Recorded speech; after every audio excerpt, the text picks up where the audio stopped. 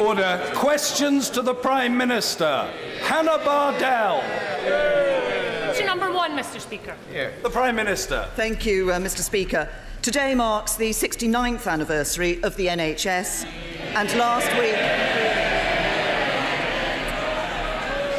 last week saw the 80th anniversary of the 999 service, and I know that members across the House will want to join me in paying tribute to the incredibly dedicated men and women who work tirelessly to save and improve lives day in and day out. Mr. Speaker, this morning I had meetings with ministerial colleagues and others. In addition to my duties in this House, I shall have further such meetings later today. And later this week I will attend a meeting of the G20 where I will discuss the global economy, counter-terrorism and sustainable development with my fellow leaders. Hannah Bardell. Thank you, Mr. Speaker. Her face smashed with an iPad, her body beaten and forced to abort a baby girl. This is only some of the domestic abuse my constituent Lola Ilisami has faced by her estranged husband because she has refused the genital mutilation of her daughter. Lola is educated, has a mortgage and had a good job with RBS until the Home Office revoked her right to work. I have been writing to the Home Office since March and have got nowhere. So will the Prime Minister now intervene to stop this family being deported and this 3-year-old girl being subject to female genital mutilation? Prime Minister. I say to the Honourable Lady that the Home Secretary has obviously heard the case that she has set out here today. The issue of female genital mutilation is one on which I think we are all agreed across this whole House. It is an abhorrent activity. It should not be taking place. Great efforts have been made over recent years, both in terms of strengthening the law on female genital mutilation, but also on getting information out about this issue and trying to support people in communities where there is a practice of FGM. I think the message has to go out from this House today. We will not accept FGM in this country. James Morris. Thank you, Mr. Speaker. In the last few days, Iraqi security forces, assisted by coalition airstrikes, have made significant progress in eradicating ISIL fighters from Mosul. This is a significant step forward in the military conflict against ISIL in Iraq. But would the Prime Minister agree with me that the UK and the United States and a broad international alliance needs to work with the Iraqi government to ensure reconstruction in places like Mosul, as well as working with the Iraqi government to make sure that it is sufficiently strong to withstand the poisonous ideology of ISIL as we seek to defeat it? Well, my honourable friend is absolutely right. In order to keep the streets of Britain safe, we must continue to attack Daesh in Iraq and Syria. And the UK is playing its part as one of the 71 members of the coalition. The RAF has conducted over 1,400 strikes. There are over 500 British soldiers on the ground providing further assistance. But my honourable friend makes the very important point that it's not just about the military action that takes place, it's about how we ensure there is sustainable reconstruction and rebuilding afterwards. Our troops have helped train over 55,000 Iraqi security force personnel. We're providing over £169.5 million in humanitarian aid and a further £30 million to help Iraq stabilise these liberated areas. And together we must also work, not just in Iraq but internationally, to ensure that the hateful ideology of extremism is not able to poison the minds of people. Jeremy Corbyn. Thank you, Mr. Speaker. Mr. Speaker, can I start by wishing everyone a very happy Pride Month, and especially those taking part in the Pride March this Saturday and similar marches around the country. But we should also be aware that a survey taken by Pride in London found that half of LGBT people in London had experienced hate crime in the past 12 months. I joined the Prime Minister in wishing the NHS a very happy birthday. I was hoping she was going to say a bit more about NHS staff and their pay during her birthday greetings. Because, Mr. Speaker, after a week of flip-flopping and floundering, we thought we got some clarity from Downing Street at last. On Monday, the announcement was that the public sector pay cap at 1% remains, and a rare moment of agreement between number 10 and 11 was seen. But yesterday we had news that firefighters are going to be offered 2% this year and 3% next year. So can the Prime Minister confirm whether the public sector pay cap will remain for all other public servants until 2020? First of all, may I join the right honourable gentleman in wishing everybody who's going to take part in Pride London on Saturday an excellent day. I'm sure it will be a very good occasion, as it always has been. And can I also say that I and all members of this House value the work that is done, incredibly important work done by public sector workers, including those in the National Health Service and others. And I understand why people feel strongly about the issue of their pay. But perhaps I can just set out, for the information of the House, Mr. Speaker, perhaps I can just set out what the current position is. We have had 3 pay review bodies in the public sector reporting in March. That covered doctors and dentists, NHS staff, including nurses, and the armed forces. And the government accepted the recommendations in all 3 of those cases. The firefighters award is not a matter that is determined by government. It's determined by the employers, and it is not subject to a pay review body. There are outstanding pay review body reports. Those cover teachers, prison officers, police officers and senior salaries, and the government will consider those reports very carefully and will respond to them. But while we do that, we will always recognise the need to ensure that we take those decisions against the need to live within our means. The right honourable gentleman and I both value public sector workers and our public services. The difference is, I know we have to pay for them. Mr. Speaker, the public sector pay cap causes real shortages in nursing and teaching and many other professions, as well as real hardship. I had a letter last week from a teacher called David. It's all right, he's a teacher, he's doing a good job, all right? And he says, and I quote, "I've been teaching for 10 years. I've seen my workload increase. I've seen more people leave the profession than start, and no form of pay increase in 7 years. The only thing holding the education system together is the dedication to struggle on for their students and staff." And he says this dedication is starting to run out.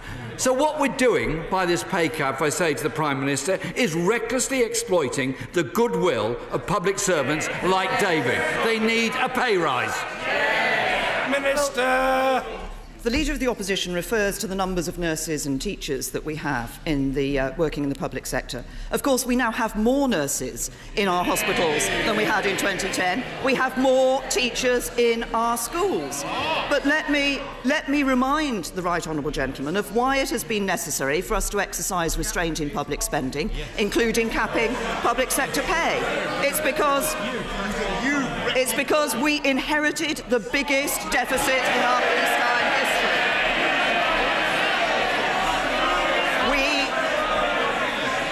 We have acted.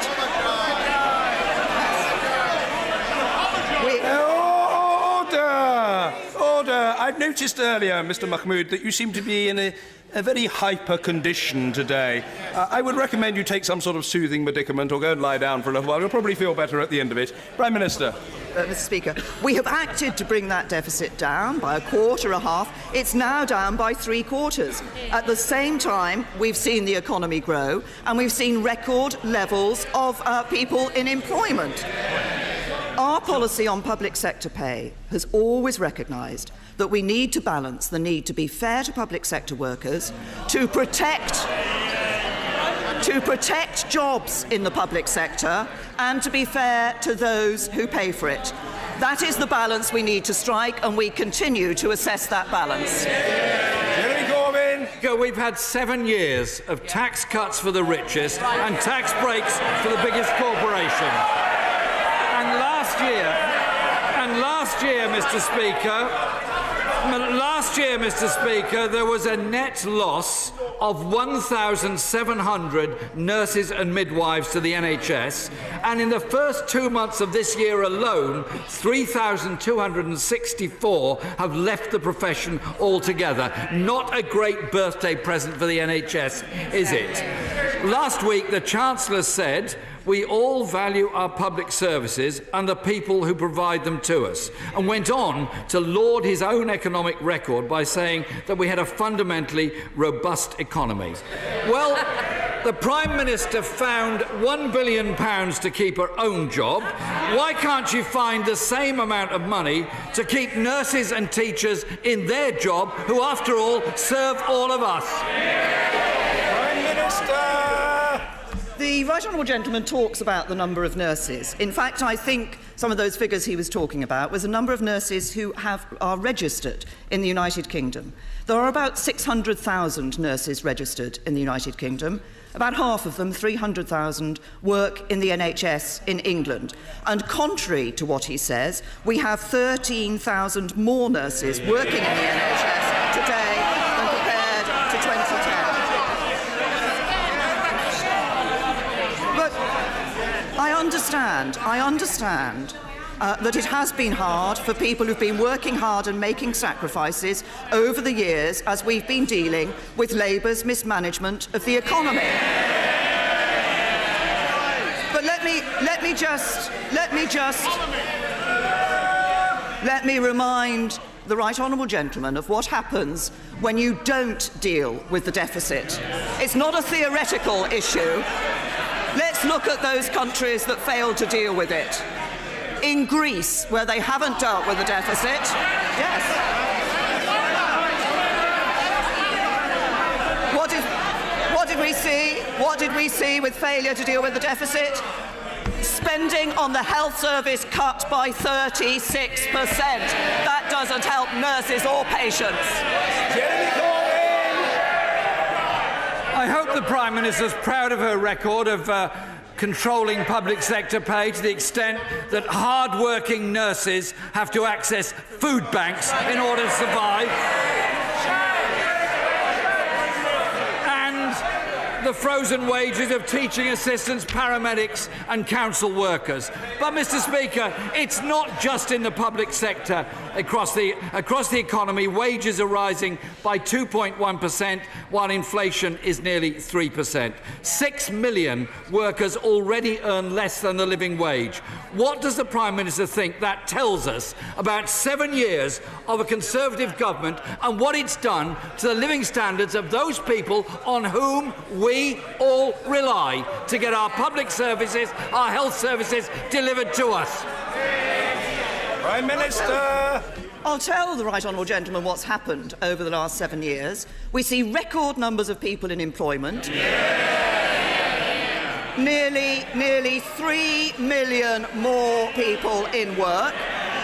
We have seen the introduction of the national living wage, never done by Labour, done by a Conservative government. And we've seen 4 million people taken out of paying income tax altogether, and a cut in income tax and a change in the personal allowance, which is the equivalent of £1,000 a year to basic rate taxpayers, including nurses. That's the record of good management of the economy. You only get it with the Conservatives.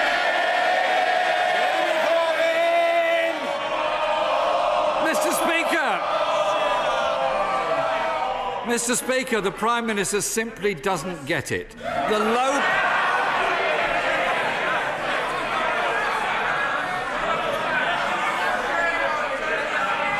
There is, Mr. Speaker.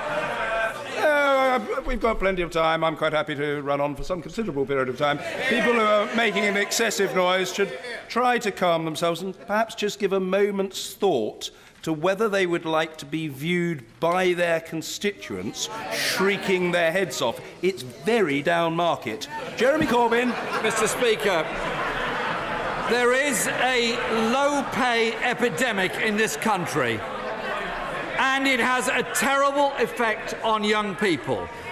Those in their 20s will earn £12,500 a year less than the generation that went before them. The first generation to be worse off than the last. They're less likely to be able to buy their own home, more likely to be saddled with debt, more likely to be in insecure, low-paid work. Except for more misery, what does the Prime Minister and her government actually offer for the young people of this country?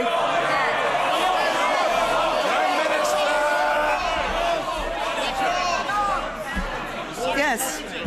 To echo those of my colleagues, what we offer young people is more jobs, more homes, an opportunity to own their own home. But let me just tell the right honourable gentleman what isn't fair. It isn't fair to refuse to take tough decisions and to load debts on our children and grandchildren for the future.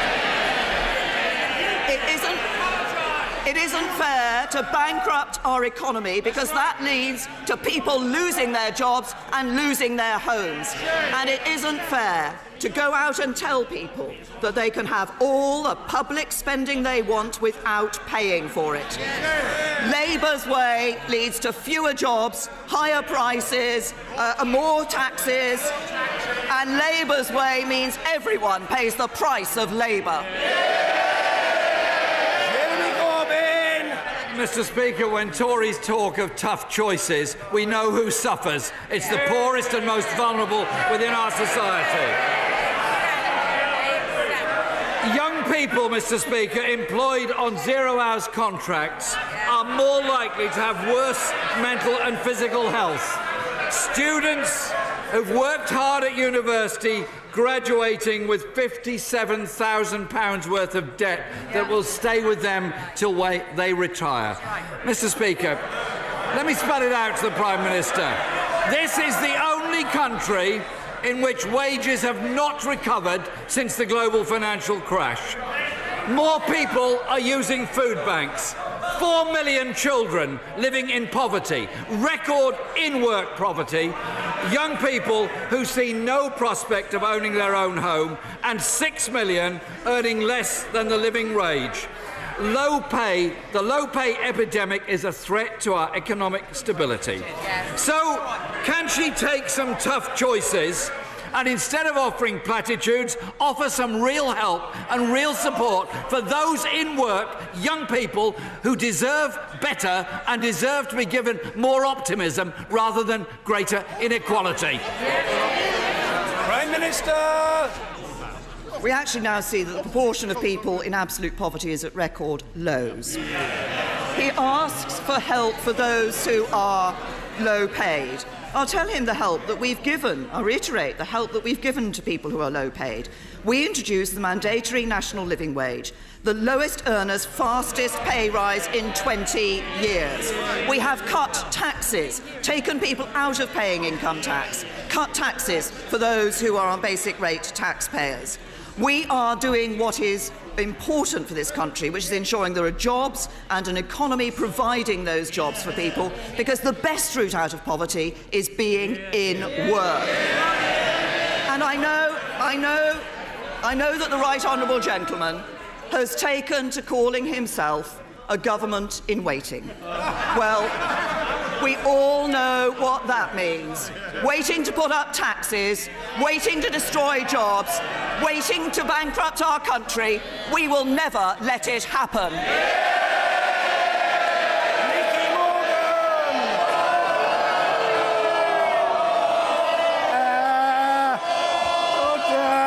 I understand the House is excited about hearing the right honourable member, Nicky Morgan. Speaker, thank you very much indeed. I know that the Prime Minister and her ministers and many other members of this House are committed to better mental health care for everyone.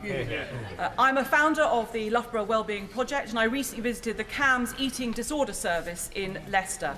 As a result of this government's careful financial management, £1.4 billion more is going to be spent on mental health services. How can the Prime Minister ensure that that money is getting to frontline NHS services consistently? Prime Minister. First of all, commend my right honourable friend in the work that she's done in setting up the Loughborough Wellbeing Project, and I'm happy to join her in paying tribute to the work of the Eating Disorder Service in Leicester.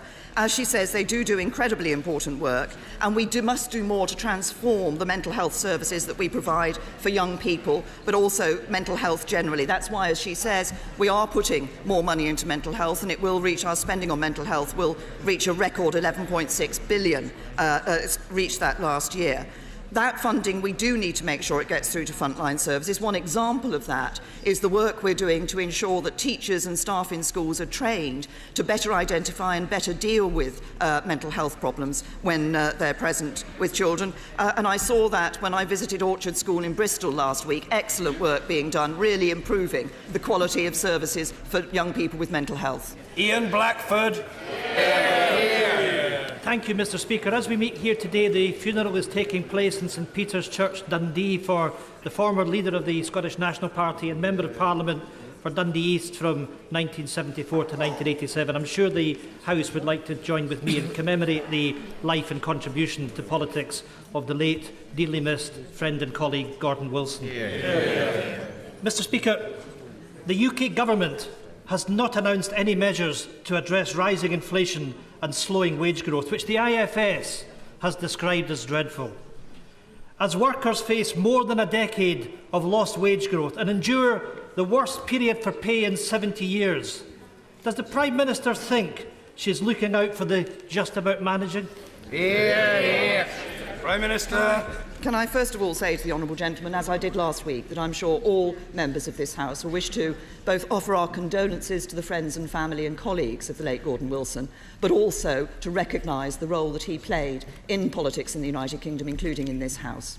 I say to the honourable gentleman, as I have said to the Leader of the Opposition, what is important is that we ensure that we have an economy which is increasing the number of jobs, because the best route out of poverty is for people to be in work. That is what we are doing. We've seen nearly 3 million more jobs being created over recent years. That's important for people. We also help people, for example, by cutting taxes. It's exactly what we've done for people who are lower paid. Introducing that national living wage. These are measures that are giving people real help.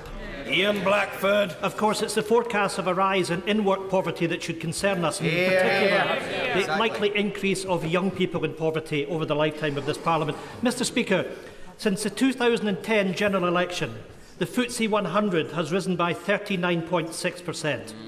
Monetary policy, not least quantitative easing, has helped drive up financial assets, while workers have paid the price for austerity. Workers will earn no more by 2021 than they did in 2008. Will the Prime Minister give workers a pay rise? Prime Minister. I would have thought that, particularly with his background, the honourable gentleman would have recognised the role that the monetary policy, including the quantitative easing, has done in ensuring that we are able to see those jobs in the economy that are so important for people. Paul Scully. Thank you, Mr. Speaker. Can my right honourable friend tell me what steps the government is taking to drive value for money and efficiency in the aid budget, and so to ensure that taxpayers' money is used to promote global peace and security in the national interest? Prime Minister. I say to my honourable friend that I'm proud that the government is committed to honouring our international commitments on aid. I think that is important for this country. This money is saving lives, it's building a more stable and prosperous world. That's firmly in our UK national interest. But of course, he's absolutely right. We need to make sure that the money we're spending is being spent properly and efficiently. And my right honourable friend, the International Development Secretary, I can assure him, is driving value for money and efficiency in the aid budget, focusing on greater transparency, boosting payment by results, and driving value for money from DFID suppliers as well. And of course, we did set up in 2011 an independent aid watchdog, together with stronger systems and controls in DFID. It's important that we're committed to this money, but it's also important we make sure it is spent well. Alex Cunningham. Mr. Speaker, my young constituent Laurie-Anne Poby paid £300 house reservation fee to Patterson's estate agent, which they won't refund after their landlord-client withdrew from the contract because she refused to pay 12 months advance rent. She now faces paying another agent non-refundable fees of £650 to secure a different property. When will the Prime Minister act and put an end to these rip-off fees and stop these agents capitalising on young people and others? The honourable gentleman should look at the Queen's speech. We've made reference in the Queen's speech to what we're doing in this area. We recognise these issues. Well, he says when, but he will recognise in this House that we actually need to ensure that anything that we bring forward in legislative terms we get right, so it's actually going to work. But we recognise the problem. We're going to do something about it. Bill Wiggin. In 2008, I brought forward an amendment to the Animal Welfare Act that would have extended the sentences for cruelty to animals from weeks to years. Will my right honourable friend look and see what can be done to ensure that people who are deliberately, willfully cruel to animals are punished far more severely? Prime Minister. Well, I'm grateful to my honourable friend for raising this issue, and we all, I think, share a high regard for animal welfare, the importance of having strict laws in place to ensure that we deal with people properly who are not looking after animals. And anyone who's cruel to an animal or doesn't provide for its welfare needs may be banned from owning animals, given an unlimited fine, or, as he says, sent to prison. And he's right that sentencing is an issue, and that's why DEFRA is in discussion with the Ministry of Justice regularly in relation to the sentencing policy for offenders in relation to animal welfare. Jonathan Edwards. Mr Speaker. With the civil service reportedly having to explain in crayon to the Cabinet that there is no have your cake and eat it Brexit option, will the Prime Minister come clean and admit she is prioritising her own absolutist red lines and not people's jobs and wages? Prime Minister. I'm afraid I have to say to the honourable gentleman that he and others will have heard the answer before.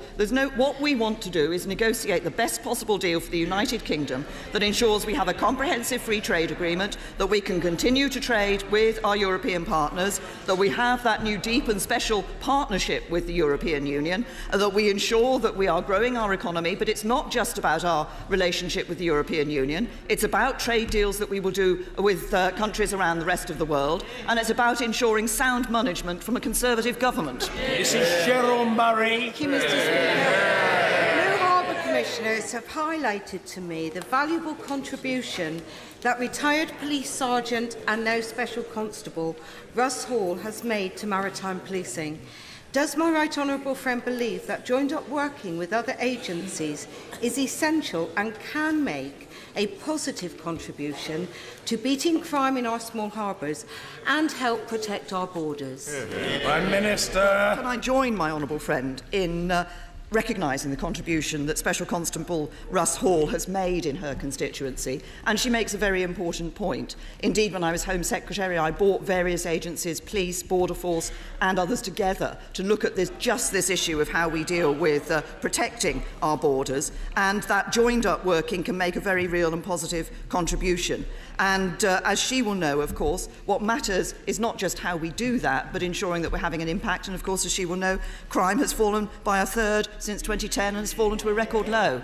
Khalid Mahmood. Thank you, Mr Speaker, and thank you for advising me about my blood pressure. When I go to the hospital on Monday to see my consultant, I'm sure he'll be giving the same advice. My blood pressure rises because when I go and see those nurses in those hospitals who are overstretched, overworked, underpaid and having to use food banks, that's why my blood pressure rises. Because when she pays lip service to them and doesn't look at the pay sector cap and reduces that, will she now take a plea and not listening to my right honourable friend, the Leader of the Opposition, but listening to the plea of those nurses and do something about the pay sector cap? I set out the position in response to the Leader of his party and the Leader of the Opposition when he spoke earlier.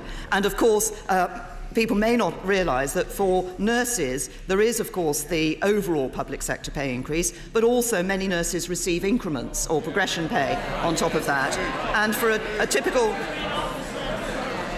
band 5 nurse will be receiving 3.8% over and above the 1%. Woman. Thank you, Mr. Speaker. It is a strong economy that powers this government's investment in the NHS, and it is a strong economy that is allowing this government to create 1,500 new medical school places and new medical schools. Does the Prime Minister agree with me that Lincolnshire's unique rurality and sparsity makes a compelling case for a new medical school in this great county? Prime Prime Minister! My honourable friend makes a very important point, which is that we can only pay for our public services if we have that strong economy. That's absolutely the basis of it. And as he said, we're going to train 1,500 more doctors every year to ensure that the NHS has enough doctors to continue providing that safe, compassionate care that we all want to see. Now, the DOH is currently looking at the question of how to allocate these places and will publish their consultation response shortly. I know they are also looking at the possibility of new and aspiring medical schools bidding for these places, and I'm sure that, as my honourable friend has always been a champion for his constituents and his constituency, he will continue to make an excellent case for Lincolnshire. Helen Hayes. On Saturday, the Shadow Chancellor and I joined staff from Picture House Cinemas outside the Ritzy in Brixton, who are striking because their employer refuses to pay the London living wage and has outrageously sacked their trade union representatives. Will the Prime Minister join me in calling on Picture House Cinemas, who made a profit last year of more than £80 million, to pay their staff the London living wage and to reinstate their local reps immediately? Prime Minister! Is about a relationship between employers and their employees. And what I say to her overall is the importance of government taking the right decisions to ensure we can... Excuse me.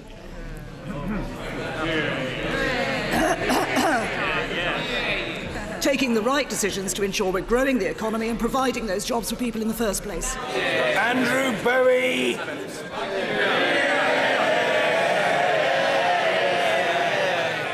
Thank you, Mr. Speaker, and I would like to thank the Prime Minister for taking time during the general election to come up to Banchory and campaign in my constituency,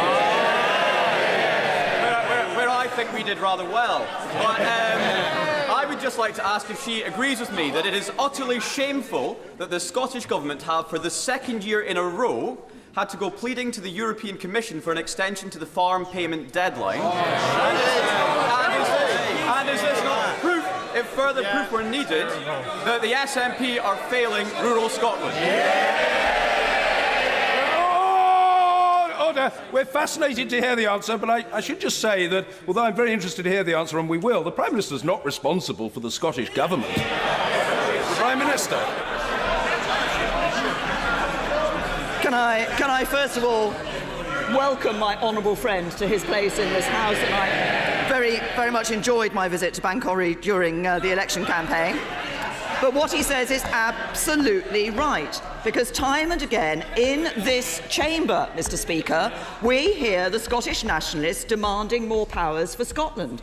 Yet what do we see? They are failing to deliver for the Scottish people on the powers they already have. Yet again, Scottish schools are now outperformed in every category by schools in England, Northern Ireland, Estonia and Poland. Powers are kept in Edinburgh rather than being devolved to local people, and as my honourable friend says, yet again we see farmers waiting months for their subsidy payments. The simple fact is that the SNP's policies are not in the best interests of the people of Scotland. Order! I do say to the honourable gentleman member for Glasgow South, who persists in gesticulating in an extremely eccentric manner, that he seems a little discombobulated from the world that he inhabits. That's a very unhappy state of affairs. It can't long continue. Stephen Lloyd. Thank you, Mr. Speaker. The Southern Rail dispute has and is causing real damage to the economy of Eastbourne and the South East. My constituents have had a dreadful time with the shocking service provided or not provided for the last 18 months. This simply cannot go on.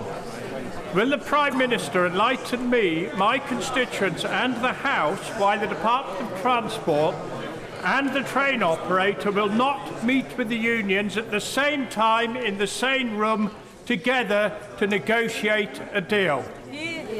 Prime Minister! I say to the honourable gentleman that I recognise the problems that have been experienced by passengers on Southern Rail. This is a matter that has been raised by a number of my colleagues in the House, including my honourable friend, the member for Lewis, who raised it last week. And I'm very disappointed, as LEF and RMT have called more industrial action. It's completely unnecessary. All it will do is cause more disruption and frustration for passengers. The recent independent GIB report said the main cause of widespread disruption on Southern has been union action. So I would urge the unions to call off these strikes, work with the operators and deliver the services the passengers need. Alex Burghardt.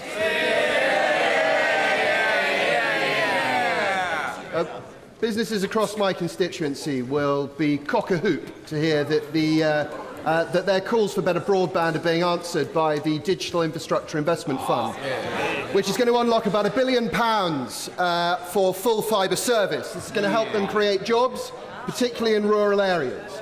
Will the Prime Minister agree with me that this is exactly the sort of infrastructure spend we need to get our country Brexit ready?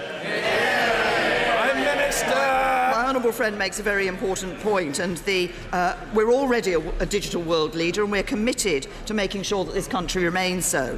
And we already see 93% of the UK accessing superfast broadband. We're on track to reach 95% by the end of the year. But we do want to see more commercial investment in the gold standard connectivity full fibre provides, and that's why we've launched this Digital Infrastructure Investment Fund, and companies around the UK, including in Brentwood and Ongar, will be able to apply for match funding for projects which would see fibre delivered right to the doorstep.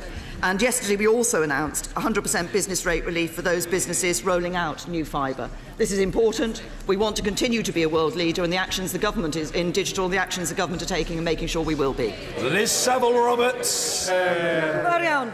Police officer numbers in Wales have dropped by 10% since her party came to power. And if policing were devolved, as it is of course in Northern Ireland and Scotland, Welsh forces would have extra funding worth £25 million at their disposal. This would more than replace those lost officers.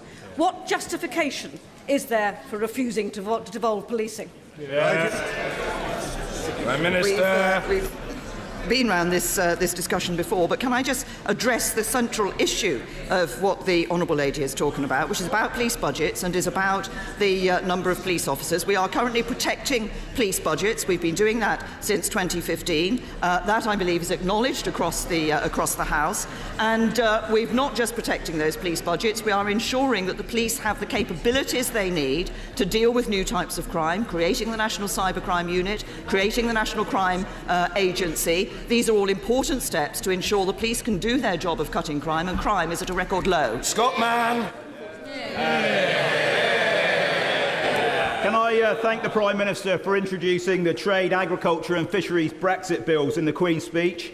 This will be welcome right across the West Country. However, we are facing some significant challenges with our rural post office network at the moment, and the transition for some of the post office branches from community branches to community village stores and community buildings. Some of those moves have been smooth and some of them haven't. Can I ask her to take a look at this and see if there's anything more that the government can do to help my constituents? My honourable friend again raises an important point, and it's right that we should recognise the role that is played in communities by rural post offices, and rural post offices in places like Camelford and St Minver in his own constituency, but in the constituencies of other honourable members as well. We've invested £2 billion in the network up to 2018.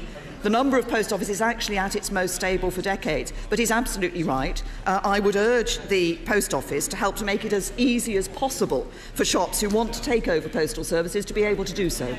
Diana Johnson. Mr. Speaker, 2,400 people have died as a result of the NHS contaminated blood scandal. More than Hillsborough and all the other disasters over the previous few decades put together. With the compelling evidence that the former Right Honourable Member for Leigh presented to Parliament on April the 25th of a criminal cover-up of an industrial scale, will the Prime Minister now do the right thing and order a public inquiry for the whole of the United Kingdom? Prime Minister. The Honourable Lady raises an important issue, and I know that the thoughts of members of the House will be with all of those who've been affected by this terrible tragedy in relation to contaminated blood. Serious allegations have been made, and I would say obviously information that has been brought forward to the House will be looked at by ministers of the Department of Health. But if any honourable member has any further information or evidence that they believe will be important, that should go to ministers so that they can properly investigate it. We are providing more compensation than any previous government and committed £125 million of extra funding of those affected for the contaminated blood tragedy last July. but the Department of Health will look at any new evidence that is brought forward. James Duddridge. Mr. Speaker, rather than celebrating the NHS, the party opposite rather shamelessly have tried to weaponise the NHS as a mere political campaigning tool. Will the Prime Minister assure me that services like the 999 service will be decided upon based on clinical decisions, not those of politicians that are trying to weaponise our public services? Prime Minister!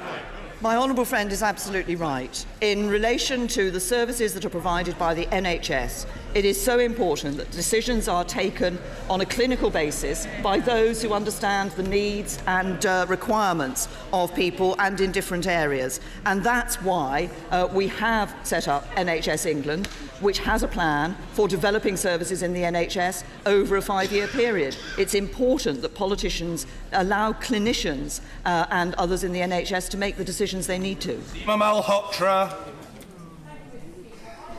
I will be thinking of my constituents Connie Yates and Chris Gard and Charlie at this incredibly difficult time. It's clear that if Charlie remains in the UK, there is no further treatment available and that life support will be switched off.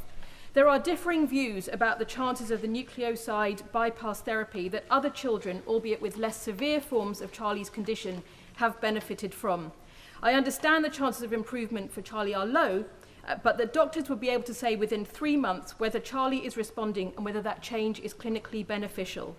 If there is any room for discretion within the court rulings for Great Ormond Street to allow Charlie to leave and to transfer his care to doctors at Columbia University, and he is sufficiently stable to receive treatment, would the Prime Minister do all she can to bring the appropriate people together to try and make this happen? Can I first of all say to the Honourable Lady that she is right to raise the concerns of her constituent in relation to this particular matter, and I'm sure the thoughts of all members of the House are with the family and Charlie at this exceptionally difficult time. It's an unimaginable position for anybody to be in, and I fully understand and appreciate that any parent in these circumstances will want to do everything possible to and explore every option for their seriously ill child. But I also know that no doctor ever wants to be placed in the terrible position where they have to make such heartbreaking decisions. The Honourable Lady referred to the fact that we have that court process here. I'm confident that Great Ormond Street Hospital have and always will consider any offers or new information that has come forward with consideration of the well-being of a desperately ill child. Anna Soubry. Thank you very much, Mr. Speaker. Mr. Speaker, when the Prime Minister and I left our comprehensive schools to go to university, we entered into a privileged elite. Can my right honourable friend confirm that as a result of tuition fees introduced by Labour, improved by the Coalition, there are now more young people from working class and poor backgrounds going to university than ever before, because some people say it's fewer? Are they right or are they wrong? Prime Minister. I'm very happy to join my honourable friend in relation to this issue in recognising that she and I left comprehensive schools and went to universities at a time when the number of people going to university was significantly lower than it is today. And I'm also grateful to her for reminding the House that actually it was the Labour Party that said they would not introduce tuition fees, and then when they got into government, introduced tuition fees. But what we're seeing under the current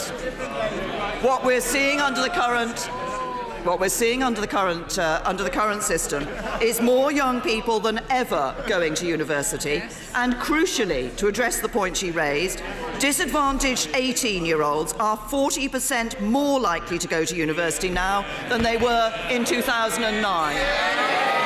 Alison McGovern.